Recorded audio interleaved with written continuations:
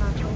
Ketemu lagi bersama saya Jendini. Nah, seperti biasa Jendini akan menemani kalian untuk mengulas beberapa informasi maupun berita yang terbit di koran harian Rakyat Benteng. Tepatnya hari ini Jumat 28 Mei 2021. Nah, ada apa ya di Benteng hari ini? Tapi sebelum Jendini lanjut, untuk kalian jangan lupa like, share ke semua media sosial yang kalian punya, dan jangan lupa juga untuk subscribe yang belum subscribe dan aktifkan notifikasinya agar setiap video yang kami upload kalian orang pertama yang nonton. Berita utama hari ini ada Ormas dan LSM desak Dewan tindak lanjuti 9 tuntutan. Dari Karangtinggi kemarin, aksi gerakan 5 Kamis yang dibentuk LSM Pekat Bengkulu dan Ormas Aspirasi Bengkulu Tengah berlanjut di depan kantor DPRD Benteng. Belasan spanduk yang bertuliskan 9 tuntutan terkait permasalahan di Benteng dibentangkan peserta aksi untuk kemudian dapat ditindaklanjuti oleh para anggota dewan. Di antaranya pengusutan dugaan fiktif kegiatan rencana detail tata ruang atau RDTR, dugaan suap perda inisiatif batubara, serta ada dugaan korupsi retribusi tenaga kerja asing dan beberapa kasus lainnya. Ketua Gerasi Benteng Nasir Wandi menuturkan DPRD Benteng merupakan lokasi terakhir menyampaikan tuntutan sejumlah kasus di wilayah Bengkulu Tengah. Pihaknya meminta selaku wakil rakyat dapat menindaklanjuti seluruh tuntutan yang disampaikan. Sementara itu, Ketua Komisi 1 DPRD Benteng yang juga sebagai tokoh Presidium Pemekaran Benteng, Arsyad Hamzah SE, mengatakan dirinya merespon baik terhadap aksi yang dilakukan. Hal ini sebagai langkah pengawasan masyarakat terhadap kinerja maupun program dari pemerintah maupun dewan. Nah, selanjutnya dalam waktu dekat, ia bersama dewan lain akan memanggil stakeholder terkait termasuk aparat penegak hukum atau APH untuk mengetahui perkembangan sejumlah kasus yang sudah ditangani. Jalannya aksi dimulai sekitar pukul 9:45 waktu Indonesia Barat yang dikawal langsung sejumlah personil Polres Benteng. Selain menyampaikan tuntutan, peserta aksi meminta dewan menandatangani pernyataan sikap di atas kain putih yang telah dibentangkan sebagai bukti kesediaan dewan untuk menindaklanjuti tuntutan. Namun sayangnya hal tersebut tak dapat dilakukan lantaran dari 25 anggota dewan hanya dihadiri oleh Arsyad Hamzah. Selanjutnya ada hitung kerugian negara, BPKP segera turun, dugaan korupsi dana APBN. Dari Karangtinggi, Kejaksaan Negeri Bengkulu Tengah telah berkoordinasi dengan Badan Pengawasan Keuangan dan Pembangunan Perwakilan Provinsi Bengkulu terkait dengan tindak lanjut penyidikan kasus dugaan korupsi dana anggaran pendapatan dan belanja negara. Alhasil, dalam waktu dekat, tim BPKP akan turun untuk melakukan audit perhitungan dugaan kerugian negara dalam kegiatan program penempatan dan pemberdayaan tenaga kerja dan pembangunan infrastruktur.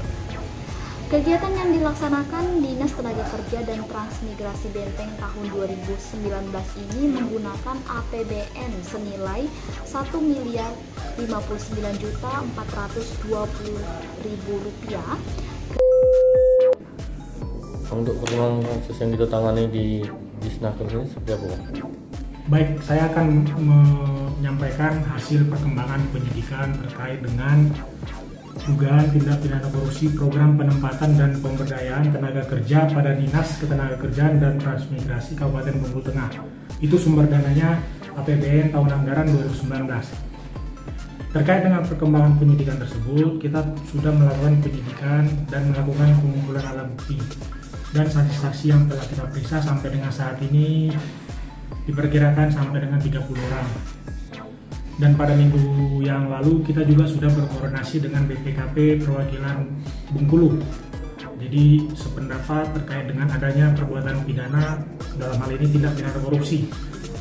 Dan dalam hal ini sebagaimana surat permintaan bantuan perhitungan kerugian keuangan negara terhadap BPKP, dalam hal ini pada prinsipnya pihak BPKP telah sependapat dan akan turun melakukan penghitungan kerugian negara setelah mendapatkan dokumen-dokumen yang akan kita serahkan dalam waktu yang dekat.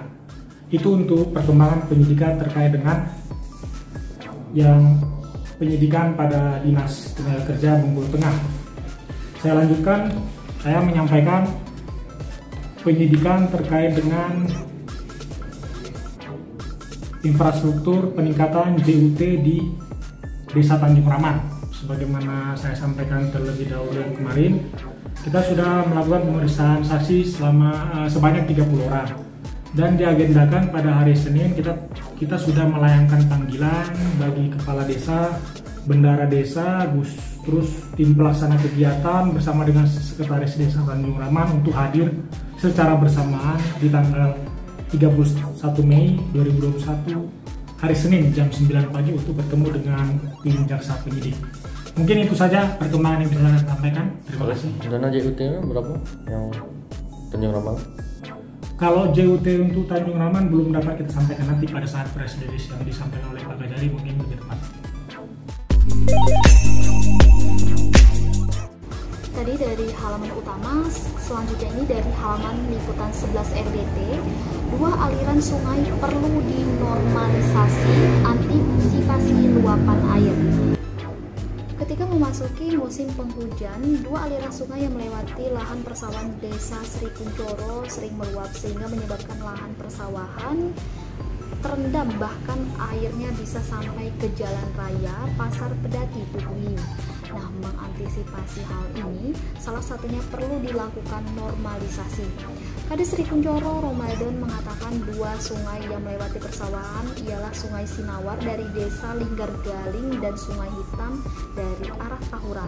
Nah, adapun penyebab kedua sungai sering meluap lantaran sungai yang sudah dangkal dan mulai menyempit. Penyempitan lantaran adanya tumpukan tanah yang terbawa banjir, lalu ditumbuhi rumput sehingga lebar aliran sungai menjadi berkurang. Robadan menjelaskan jika sedang meluap, lahan sawah yang terendam banjir dapat mencapai 200 hektar.